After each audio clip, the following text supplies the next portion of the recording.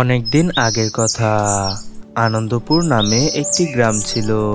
সেখানে অনেক সুন্দর একটি জাদুর সোনার গাছ ছিল। সেই জাদুর সোনার গাছটির কাছে যে যা চেত তাকে তা দিয়ে দেওয়া হতো। একদিন এক বৃদ্ধা মহিলা সেই জাদুর সোনার গাছের কাছে আসে এবং বলে, জাদুর সোনার গাছ, কিছুদিন পর আমার মেয়ের বিয়ের জন্য অনেক টাকা পয়সা আর অনেক গহনা লাগবে। তুমি কি আমাকে এগুলো দিয়ে একটু উপকার করতে পারবে? হ্যাঁ হ্যাঁ, আপনার কোনো চিন্তা করতে হবে না। আপনাদের এই গ্রামে আমি যতদিন আছি ততদিন আপনাদের টাকা পয়সা নিয়ে কোনো চিন্তা করতে হবে না। আমি এক্ষুনি আপনাকে কিছু সোনার মুদ্রা দিচ্ছি।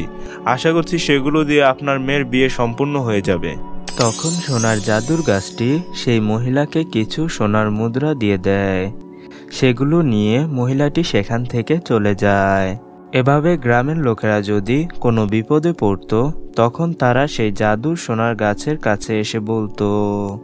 তখন বলার সাথে সাথে সেই জাদুর সোনার গাছটি তাদের সোনার মুদ্রা দিয়ে সাহায্য সহযোগিতা করত। সেই গ্রামে একটি ছেলে বসবাস করত। তার নাম ছিল আবির। আবির সেই জাদুর সোনার গাছের আশপাশ পরিষ্কার করত, কিন্তু কখনো সেই গাছ থেকে কোনো সোনার মুদ্রা বা ধন সম্পত্তি চেত না।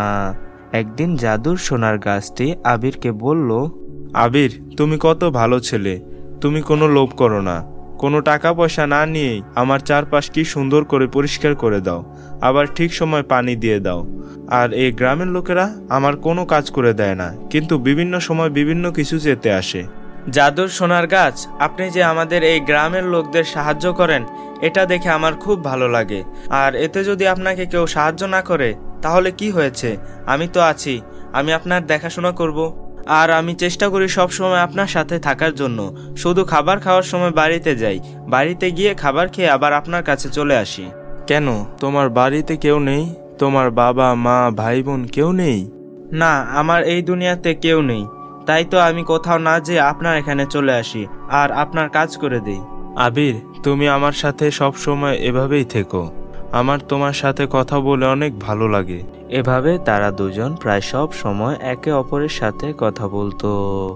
একদিন সেই গ্রামে একটি শয়তান ডাইনি ঢুকে পড়ে এবং সে ভাবতে থাকে, আমি শুনলাম এই গ্রামে নাকি একটি জাদুর সোনার গাছ আছে, সেটা নাকি আবার গ্রামের লোকদের টাকা পয়সা দিয়ে উপকারও করে। আর এটা যদি সত্যি হয় তাহলে তো আমি ওর শক্তি নিয়ে পৃথিবীর সবচেয়ে বেশি শক্তিশালী হয়ে যাব। আর একথা যদি মিথ্যে হয় তাহলে তো এখানে আসা একেবারে সময় নষ্ট করা হবে। যাই, এখন এর সত্যতা যাচাই করি, দেখি এটা সত্য কিনা। এটা ভেবে সেই শয়তান ডাইনিটি জাদুর সোনার গাছের কাছে আসে। এসে সেই জাদুর সোনার গাছটিকে বলে, জাদুর সোনার গাছ, আমি শুনেছি তুমি নাকি বিপদে পড়া লোকদের সাহায্য সহযোগিতা করো। আমি অনেক দূর থেকে এসেছি, কিন্তু এখন বাড়ি যাওয়ার টাকা নেই। তুমি কি আমাকে সাহায্য করবে? আপনি বিপদে পড়েছেন, আমি তো অসহায় বিপদে পড়া লোকদেরই সাহায্য করে থাকি। আমি আপনাকে অবশ্যই সাহায্য করব। এই নিন, আশা করছি এগুলো দিয়ে আপনি ঠিকভাবে বাড়িতে যেতে পারবেন। এটা বলে জাদুর সোনার গাছ শয়তান ডাইনিকে অনেক সোনার মুদ্রা দেয়, যেটা দেখে শয়তান ডাইনিটি সেখান থেকে হাসি মুখে চলে যায়। এরপর যখন রাত হলো তখন শয়তান ডাইনিটি আবারও সেই জাদুর সোনার গাছের কাছে আসে। এসে বলে, পাগল জাদুর সোনার গাছ, তুমি আমাকে তোমার জাদু দেখিয়ে বড় ভুল করে ফেলেছ। এখন আমি তোমার সব শক্তি নিয়ে যাব এবং তারপর আমি পৃথিবীর সবচেয়ে শক্তিশালী হয়ে যাব। হা হা হা। না, তুমি এমনটা করতে পারো না। আমি তোমাকে সাহায্য করেছি, তুমি আমার শক্তি নিয়ে নিও না। আমার শক্তি নিয়ে গেলে এই গ্রামের লোকেরা একেবারে অসহায় হয়ে যাবে। এরপর ওদের কে সাহায্য করবে? আমি অত কিছু বুঝি না, আমাকে এসব বুঝিয়ে কোনো কাজ হবে না। আমি তোমার শক্তি নিবই নিব। হা হা হা।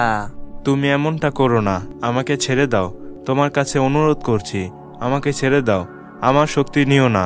তখন সেই শয়তান ডাইনিটি জাদুর সোনার গাছের কথা শুনল না। শয়তান ডাইনিটি জাদুর সোনার গাছের সব শক্তি একটি জাদুর লাঠির মধ্যে নিয়ে নেয় এবং সেখান থেকে হাসতে হাসতে চলে যায়।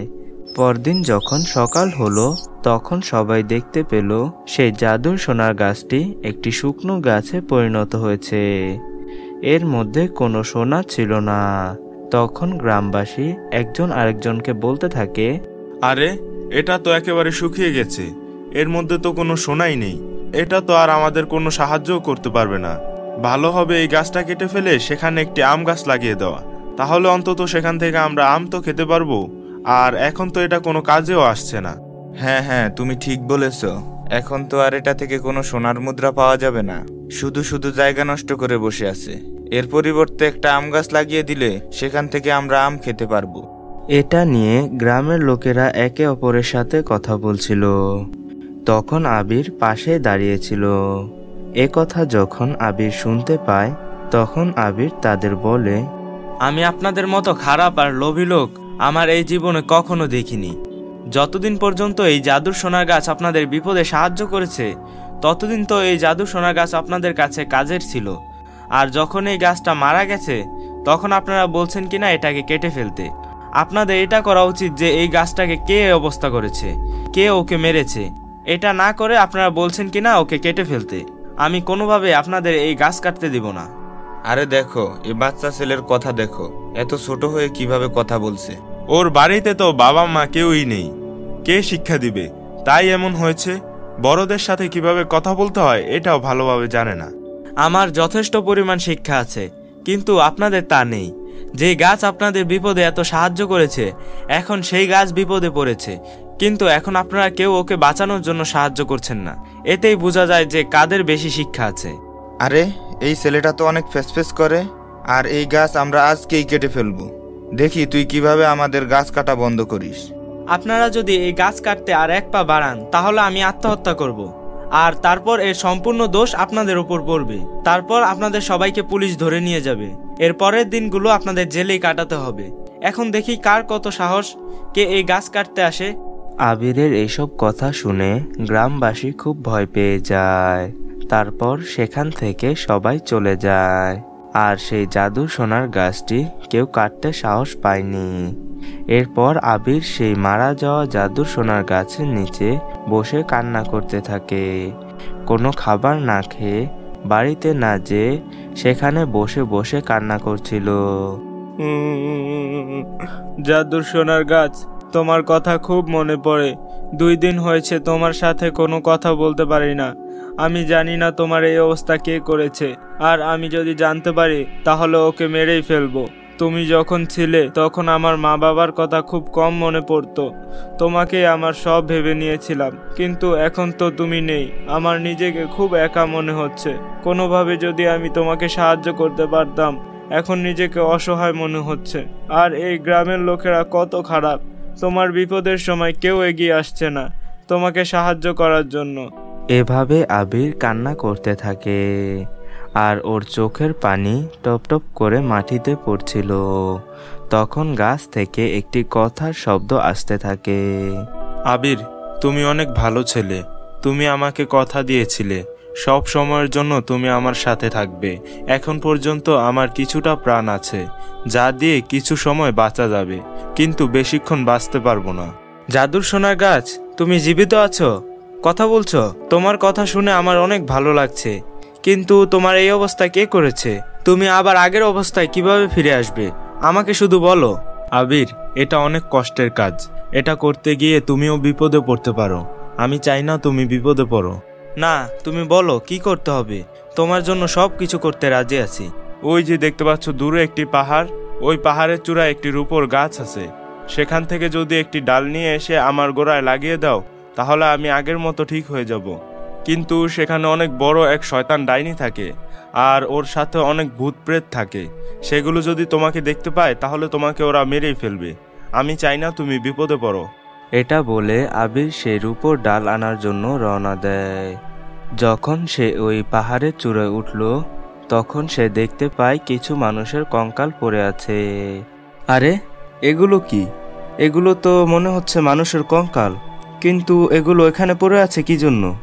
তখন আবির ভয়কে জয় করে সেই রূপোর গাছের উদ্দেশ্যে হাঁটতে থাকে।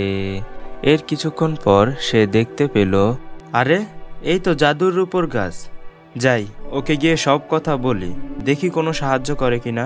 তখন আবির রূপোর গাছকে বলে, জাদুর রূপোর গাছ, তোমাকে ওই জাদুর সোনার গাছকে একটু সাহায্য করতে হবে। কেন, ওর কি হয়েছে? তখন আবির জাদুর রূপর গাছকে সব কথা খুলে বলল। এসব কথা শুনে জাদুর রূপর গাছ আবিরকে বলল, আচ্ছা তুমি বলো, আমি এখন ওই জাদুর সোনার গাছকে কিভাবে সাহায্য করতে পারবো? তোমাকে বেশি কিছু করতে হবে না, শুধু তোমার কাছ থেকে 2টো রূপোর ডাল দিলেই হবে। আচ্ছা, তুমি ভালো দেখে যত ডাল নিতে পারো নিয়ে যাও, আমার কোনো আপত্তি নেই। তখন আবির সেখান থেকে ভালো 2টো ডাল নিয়ে আসে। আসার সময় আবির দেখতে পায় সেই ডাইনিগুলো সেখানে পড়ে পড়ে ঘুমাচ্ছে। তখন আবির কোনো শব্দ না করে ধীরে ধীরে সেখান থেকে চলে আসে। এসে সেই রূপোর ডালগুলো জাদুর সোনার গাছের গোড়ায় লাগাতেই সেই জাদুর সোনার গাছ আগের রূপে ফিরে আসে। তখন জাদুর সোনার গাছ খুশি হয়ে আবিরকে বলে, আবির, তুমি আমার জন্য এত কিছু করলে। আমি তোমার জন্য আগের রূপে ফিরে এসেছি। তুমি না থাকলে এই অসম্ভবটা সম্ভব হতো না। না জাদুর সোনার গাছ, এগুলো বলে আমাকে আর লজ্জা দিবেন না। আমি তো আমার কথা রেখেছি। আমি বলেছিলাম আমি সব সময়ের জন্য আপনার সাথে থাকব। আচ্ছা ঠিক আছে, আমি আর কিছু বলবো না। আচ্ছা জাদুর সোনার গাছ, আমি একটা কথা বলবো, কিন্তু আপনাকে ওই কথাটা রাখতে হবে। আচ্ছা তুমি বলো, কি কথা? আপনি একটা সাধারণ আম গাছে পরিণত হবেন, যাতে আপনার শক্তি আর কেউ নিয়ে যেতে না পারে। এবার তো আমি আপনাকে বাঁচিয়েছি, কিন্তু পরেরবার যদি আবার আপনার এই অবস্থা হয় আর তখন যদি আমি না থাকি, তখন আপনাকে কে বাঁচাবে? তখন সেই জাদুর সোনার গাছ একটি সাধারণ আম গাছে পরিণত হয়েছে।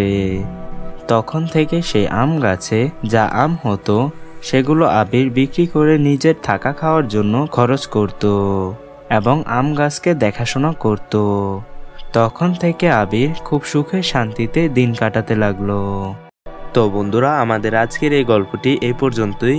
যদি গল্পটি তোমাদের কাছে ভালো লেগে থাকে তাহলে ভিডিওতে অবশ্যই লাইক করবে, এবং তোমরা যদি আমাদের চ্যানেলে নতুন হয়ে থাকো তাহলে আমাদের চ্যানেলটি সাবস্ক্রাইব করবে। তো দেখা হচ্ছে পরবর্তী ভিডিওতে। সবাইকে ধন্যবাদ। আসসালামু আলাইকুম।